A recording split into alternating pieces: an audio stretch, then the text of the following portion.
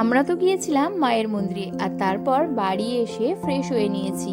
এবার গৌরনিতাই নেওয়ার পালা। তো যে গৌরনিতাই নিয়ে আসে তাকে একটু ধূপ জ্বালিয়ে বাড়ির মধ্যে ডাকতে হয়।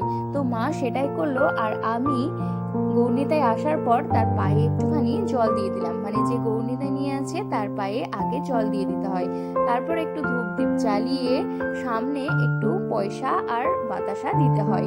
তো মা সেটাই করে নিল, আর আমি এর মধ্যে টাকাটা দিতে ভুলে গিয়েছিলাম, তো এসে আবার টাকাটা দিয়ে আসলাম। আমার কিন্তু এই গৌরনিতার সাথে সারা পাড়া সেইভাবে কোনোদিনও ঘোরা হয়নি। তবে দেখো কত লোকজন বেরিয়েছে, আরো লোকজন ছিল, তবে অনেক বেলা হয়ে গিয়েছে বলে সবাই সবাইকার বাড়িতে ঢুকে গিয়েছে।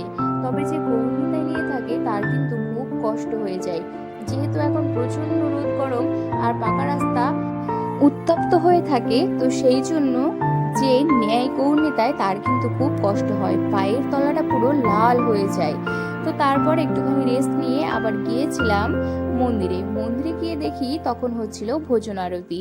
তবে এত পরিমাণে মেঘ উঠে গিয়েছিল যে তাড়াহুড়ো করে গানটাকে শেষ করতে হয়েছিল। আর তারপর চলে এলাম একটুখানি বাড়িতে। বাড়ি এসে আবার গিয়েছিলাম মন্দিরে দেখতে যে কিরকম মহাপ্রসাদ এবার খাচ্ছে সবাই। তো গিয়ে দেখি যে এবছরে একদমই লোকজন নেই, যেহেতু পাশের গ্রামে রয়েছে মেলা, তো ওখানেও খিচুড়ি প্রসাদ দিচ্ছে, সেই জন্য সেরকম লোকজনের ভিড় হয়নি। তার উপরে তো আবার চলে এসেছে বৃষ্টি। তো একরকম বৃষ্টিতে ভিজতে ভিজতে চলে এলাম বাড়ি। বাড়ি এসে রেস্ট নিয়ে আবার গিয়েছিলাম মহাপ্রসাদ খেতে। তো আমাদের মহাপ্রসাদে থাকে ভাত, ডাল আর শুক্তো একটা তরকারি। তবে জানো তো এবছরে কিন্তু অন্যান্য বছরের তুলনায় লোকজন খুবই কম হয়েছিল। প্রত্যেকবার তো মানুষজনকে একদম জায়গা দেওয়া যায় না।